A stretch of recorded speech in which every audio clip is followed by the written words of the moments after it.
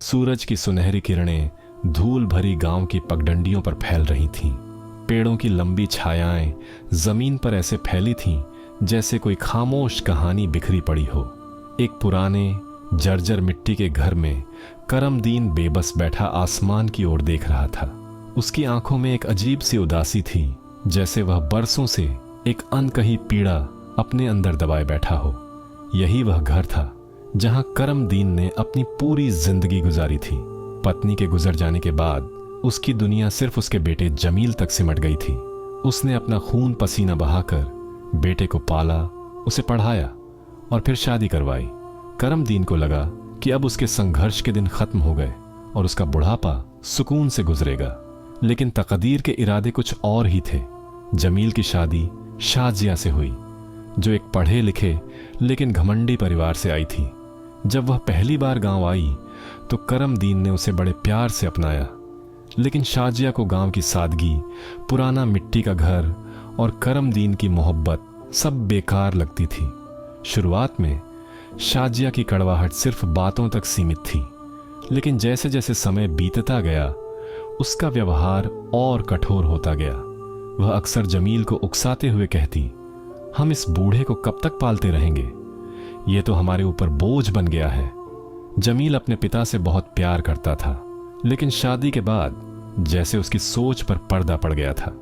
वह धीरे धीरे शाजिया की हर बात सच मानने लगा और अपने पिता से दूर होता चला गया। करमदीन यह सब देख रहा था, लेकिन चुप था। उसकी चुप्पी में एक गहरी बेबसी थी, एक ऐसा दर्द जिसे वह किसी से कह भी नहीं सकता था। एक दिन शाजिया ने खाने की थाली जमीन पर फेंकते हुए गुस्से में कहा, मैं हर दिन इस बूढ़े के लिए खाना नहीं बना सकती। अगर इस घर में सुकून चाहिए तो इसे निकाल दो। करमदीन के लिए यह शब्द किसी तलवार की तरह थे। जमील ने अपनी नजरें झुका ली, लेकिन चुप ही रहा। उसकी खामोशी ने करमदीन को सब कुछ समझा दिया। अब इस घर में उसके दिन पूरे हो चुके थे। कुछ दिनों बाद जमील ने वह शब्द कह दिए जो करमदीन की आत्मा तक को झकझोर गए। अब्बा, हम आपको और नहीं रख सकते, आपको यह घर छोड़ना होगा। करमदीन की आंखों में आंसू थे, लेकिन उसने कुछ नहीं कहा। जिसे उसने अपने लहू पसीने से बड़ा किया, वही आज उसे बेघर कर रहा था। खामोशी से उसने अपना पुराना चादर उठाया, जमीन से एक मुट्ठी धूल ली, जैसे आखिरी विदाई दे रहा हो, और भारी कदमों से दरवाजे की ओर बढ़ा। दरवाजे से बाहर निकलते समय उसने एक आखिरी बार अपने घर को देखा, चौखट को चूमा और फिर आंसुओं से भरी आंखों के साथ आगे बढ़ गया।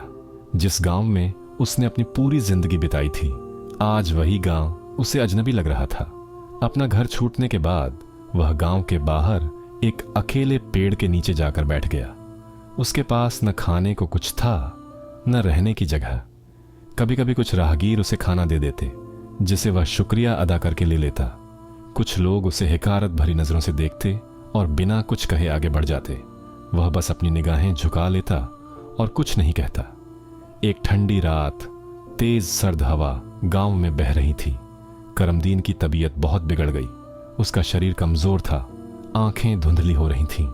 उसने कांपती आवाज में आसमान की ओर देखा और कहा, ऐ अल्लाह, अगर इस दुनिया में मेरे लिए अब कोई इज्जत नहीं बची तो मुझे अपने पास बुला ले। धीरे धीरे उसकी आंखें बंद होने लगीं। दुनिया ने उसे सिर्फ दर्द और बेबसी दी थी और अब उसका सफर खत्म होने वाला था। इधर जमील की जिंदगी में मुसीबतों का सिलसिला शुरू हो गया। उसका कारोबार डूब गया, कर्ज बढ़ता गया और शाजिया का रवैया भी बदल गया। वह आए दिन उससे झगड़ने लगी और एक दिन उसे अकेला छोड़कर चली गई। अब जमील के पास न दौलत थी, न घर में खुशी, न ही कोई साथ देने वाला। तभी उसे अपने पिता की याद आई। वह उस रात चैन से सो नहीं सका। उसे एहसास हुआ कि उसने कितनी बड़ी गलती की थी।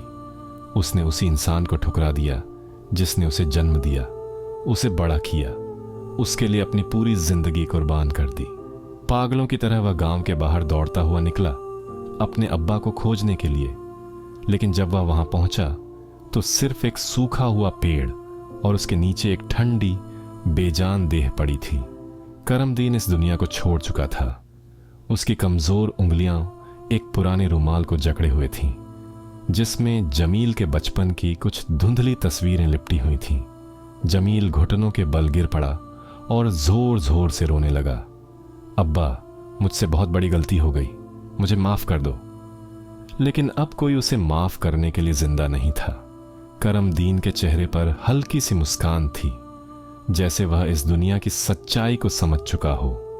यह दुनिया का दस्तूर है, जो अपने माता पिता के साथ बेवफाई करते हैं उन्हें कभी सुकून नहीं मिलता।